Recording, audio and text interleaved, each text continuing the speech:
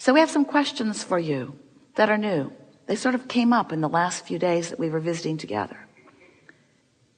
Do you understand that momentum happens whether it is a subject that is wanted by you or a subject that is not wanted by you? So you understand that law of attraction is adding to whatever you've got going on vibrationally. So does it seem reasonable to you that you could go to bed worried about something, slumber through the night where your attraction stops, wake up in the morning, pick up where you last were thinking or feeling, and continue the momentum? And does it make sense to you that that momentum is going to increase as long as your attention is upon that subject? Does it make sense to you that different subjects of your life, like children, husbands, wives, partners, spouses, lovers, mates, friends, strangers, does it make sense to you, circumstances and events, people, places, things, all kinds of different subjects, have similar vibrational momentum? So it's possible to garner a vibration of inconsideration, even victim, on a myriad of different subjects. In fact, law of attraction makes it likely that how you feel about one subject is bleeding over into how you feel about other subjects. So can you accept that you have some sort of habits of vibrational offerings? We've been calling them vibrational set points. So we want you to explore with us the understanding that you've got habits of thought, which means you've got habits of vibrational offering, which means you've got habits of attraction, which means your life is reflecting back to you what you've got going on vibrationally. We like it that what you think and what you feel and what you manifest always match. But we like it when you recognize that what you're thinking and feeling has the potential of matching even better than it is now matching. You follow that a little bit? That's what momentum is. In other words, law of attraction is saying, oh, that thought that didn't feel very good to you, or that thought that felt very good to you, that thought that you're thinking right now is an active thought that you've been on long enough. Here's more like it. Here's more like it. Here's more like it. Here's more like it. Here's more like it. Here's more of that. Here's more of that. Here's more of that. And what we've noticed with many of our physical friends is that you don't seem to realize that you have the ability to control not only the placement of your thought in the emotional scale, feeling really good to not feeling so good, but you have the ability to control, once you understand it, the momentum of anything. A lot of times when people come to us, they've got momentum going on different subjects, and they don't realize that they've got momentum going. They don't even know about law of attraction. And so when we say, you know, you create your own reality, they say, that's highly unlikely. Because there are things in my reality that I would not choose. So how is it that things that I do not want are coming to me if I create my own reality? And we say, it's obvious. You're creating your own reality and not knowing you're creating your own reality. And usually that is annoying to people. I should have come with a manual. Someone should have told me how it is I create my own reality. And we say, we're here to tell you how you create your own reality. You create your own reality vibrationally. And they say, thanks, that's really helpful.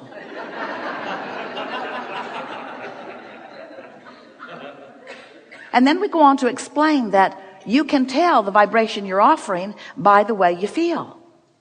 And it takes a little while at first when somebody tells you that you create your own reality. You feel a little excited, a little exhilaration about it, because the idea of controlling your own experience is something that all of you really want. Yes? But then there's a sort of feeling that comes over you that this is really hard, because I create my own reality, which means I have to be vigilant, I have to be diligent, I have to be aware of what my vibrations are, vibrations that I'm not even aware that I'm offering. Abraham, you tell me that I see because I'm a vibrational translator, but I don't remember that class. You tell me that I hear because I'm a vibrational translator, but I don't remember that class either. I was just born with these things. And we say, yes, and you were born with this vibrational discernment of the reality that you're creating. It's called your emotions. And you say, oh yeah, those. Well, I've pretty much learned not to feel too much, because, you know, you just can't control things. And if you care too much, it's a painful life. And we say, that's why it's a painful life. Because you have not really been discerning your vibrations. And mostly that's because you haven't understood what those emotions are telling you. So we're here to remind you. We know you know, but we're building up to something that you don't know. We're building up to something that you might know, but you probably don't know, that we know, that we want you to know. And we know that when you know it, the knowing of that is going to make all the difference to everyone you know.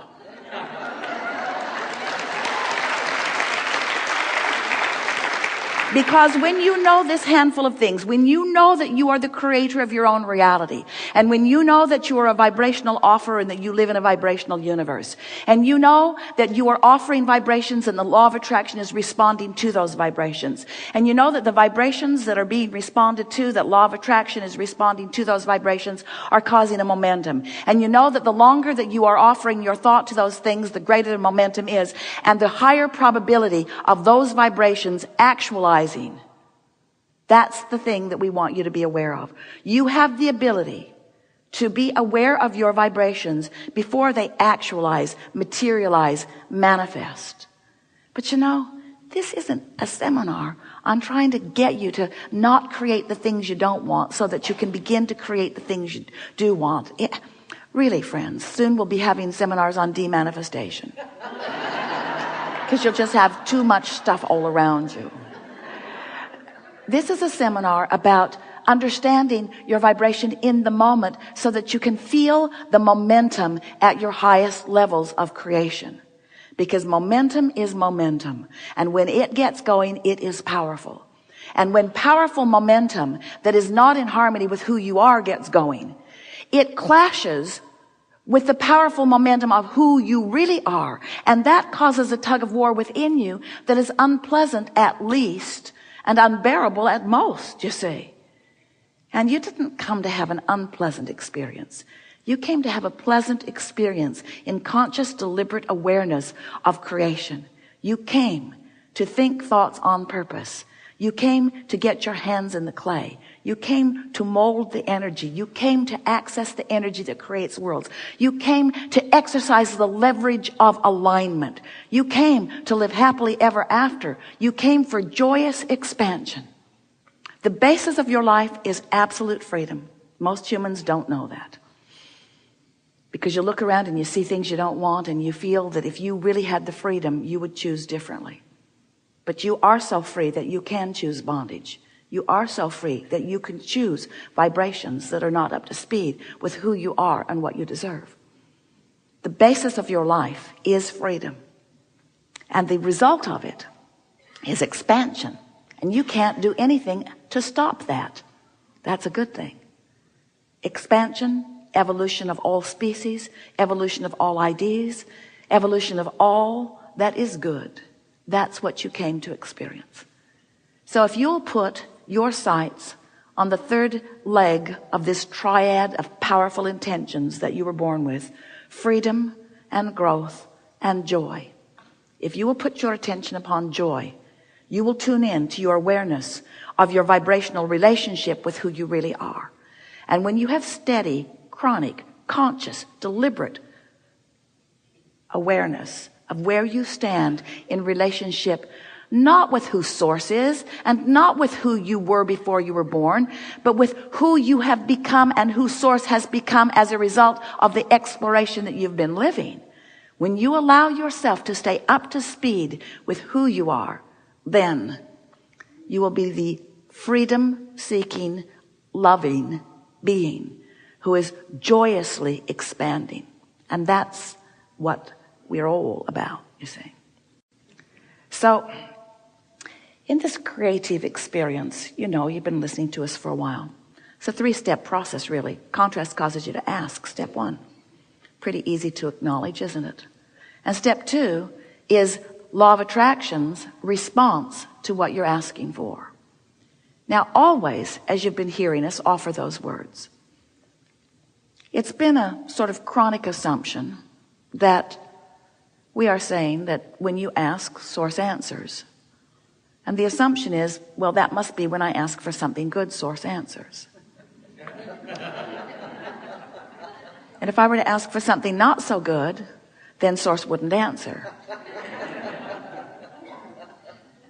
Because source is good.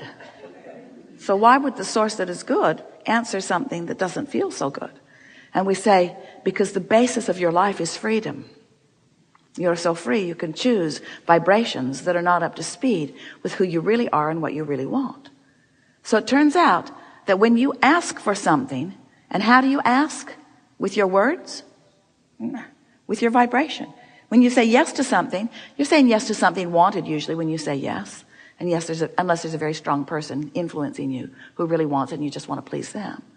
But when you say yes, you usually want what you're saying yes to. How about when you say no? Do you want what you're saying no to?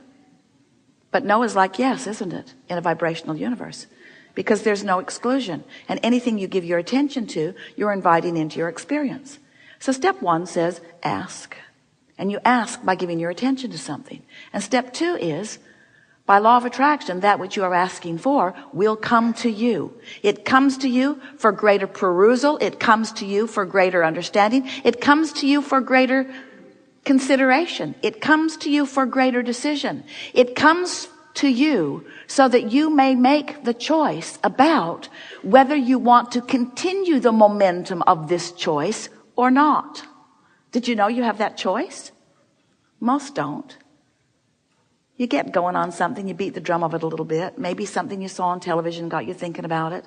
Now you're talking to somebody else about it. That's momentum. In other words, anytime you continue a conversation about something, you're continuing momentum. But why is that? Why is it? Why is it that you sometimes feel inspired to continue conversations in the direction of unwanted things? It's momentum. It's law of attraction. So we should just get rid of law of attraction, yes? Or you could exercise more deliberate creative control within law of attraction. So step 1 is you ask. You ask for things all day, every day, wanted and unwanted. And step 2 is they are given. Because when you ask, it is given every single time. Step 3 is you find some way of allowing what you're asking for. Now, friends, have you been listening to us for a while? Is this a conversation you've heard from us repeatedly? Were you usually assuming that when we said, when you ask and it is given, that it was good stuff? Mostly.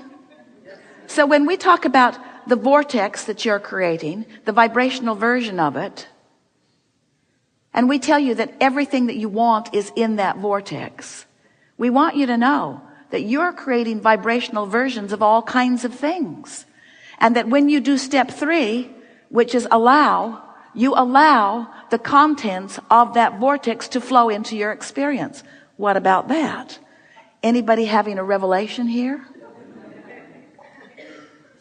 So we've been talking about this grid, your point of attraction. And your point of attraction is just that, well named point of attraction. It's what you are asking for, but it's also what